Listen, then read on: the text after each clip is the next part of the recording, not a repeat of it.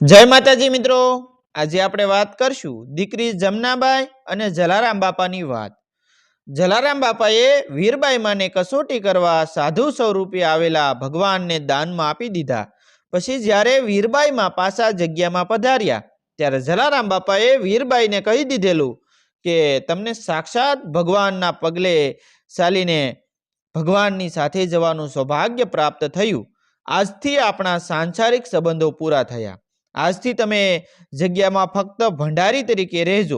આપણે બંને મળીને સાધુ સંતોની સેવા કરશું અને આપણા આંગણે આવતા અભાગ્યતોને રોટલો ખવડાવશું।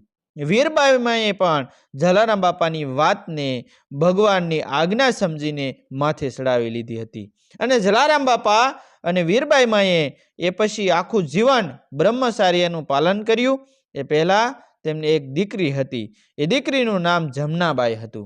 જલારામ બાપા અને વીરબાઈમાની દીકરી જમનાબાઈના લગ્ન કોટડાપીઠ ખાતે ભક્ત શ્રી ભક્તિરામ સાથે થયેલા। ભક્ત શ્રી ભક્તિરામના ઘરમાં તેઓ પોતે અને તેમના ઘરના બધા જ સભ્યો ભક્તિભાવવાળા અને દયાળુ તથા ઉદાર દિલના। તેમના ઘરને આંગણે કોઈ પણ આવે તો તેમને તેઓ ખાલી હાથે જવા ન દેતા। દુકાળના દિવસો હતા। તેમના ઘરમાં પણ નાણાંની અને અનાજની અછત પડવા લાગી। બીજી તરફ જલારામ બાપાએ વીરપુરમાં દુકાળના સમયે પોતાની જગ્યાએ સદાવ્રત ચાલુ રાખ્યું હતું। એક દિવસ જમનાબાઈના સાસુએ તેમને કહ્યું, વહુ બેટા, તમારા પિતા જલારામ બાપાના માથે સાક્ષાત અન્નપૂર્ણાના આશીર્વાદ છે। તેમની પ્રાર્થનાથી તો અનાજના ખાલી ભંડારો પણ સલોસલ ભરાઈ જાય છે। તો તમે તેમને અહીંયા આવવા માટે આમંત્રણ આપો ને, કે જેથી તેઓ આવીને પ્રભુ શ્રી રામને પ્રાર્થના કરે અને આપણે અનાજની અછત ન પડે, તો આપણે પણ આપણા આંગણે આવેલ અભાગ્યતોને ભોજન કરાવી શકીએ।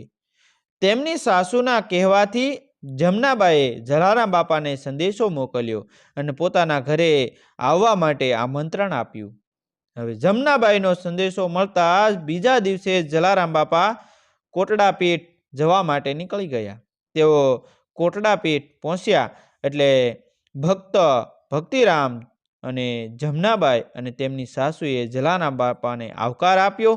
એ સમયે માતા પિતા દીકરીના ઘરનું પાણી પણ ન પીતા, એટલે જલારામ બાપાએ અન્ન જળ કંઈ જ ગ્રહણ ન કર્યું।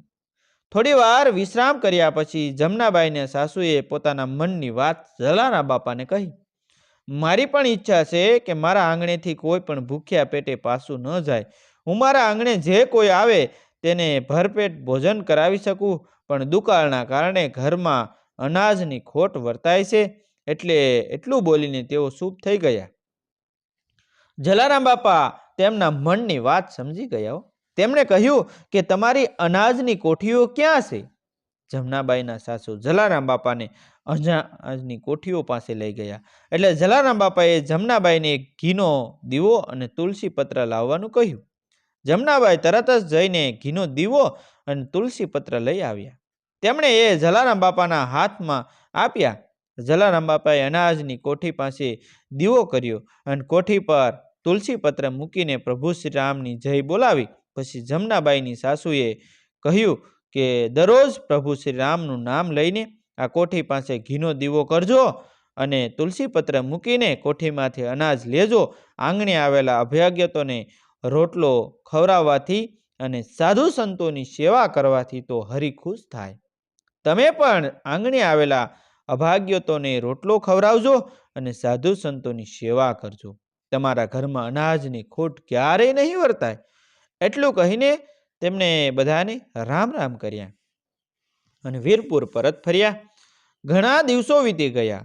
જલારામ બાપાના કહેવા પ્રમાણે જમનાબાઈના સાસુ દરરોજ પ્રભુ શ્રી રામનું નામ લઈને કોઠી પાસે ઘીનો દીવો કરતા અને તુલસી પત્ર મૂકીને કોઠીમાંથી અનાજ લેતા, તેમાંથી ભોજન બનાવતા અને પોતે પોતાનો પરિવાર પેટ ભરીને જમતા અને આંગણે આવેલા અભાગ્યતો અને સાધુ સંતોને પણ ભોજન કરાવતા, છતાં પણ કોઠીમાંથી અનાજ ખૂટતું જ ન હતું। એક દિવસ જમનાબાઈના સાસુના મનમાં વિચાર આવ્યો, ઘણા દિવસો વીતી ગયા પણ આ કોઠીમાં અનાજ ખૂટતું જ નથી। કોઠીમાં તો અનાજ છેક તળિયે હતું, તો વળી પછી આટલું બધું અનાજ આવ્યું ક્યાંથી?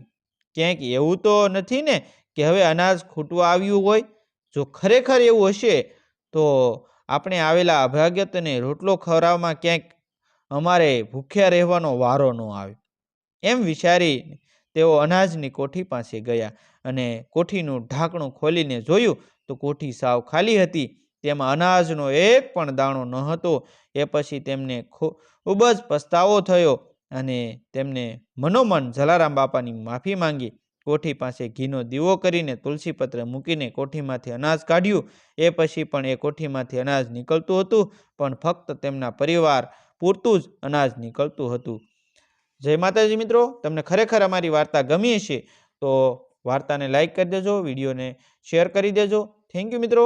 મળશું આપણે એક નવો વિડીયા સાથે.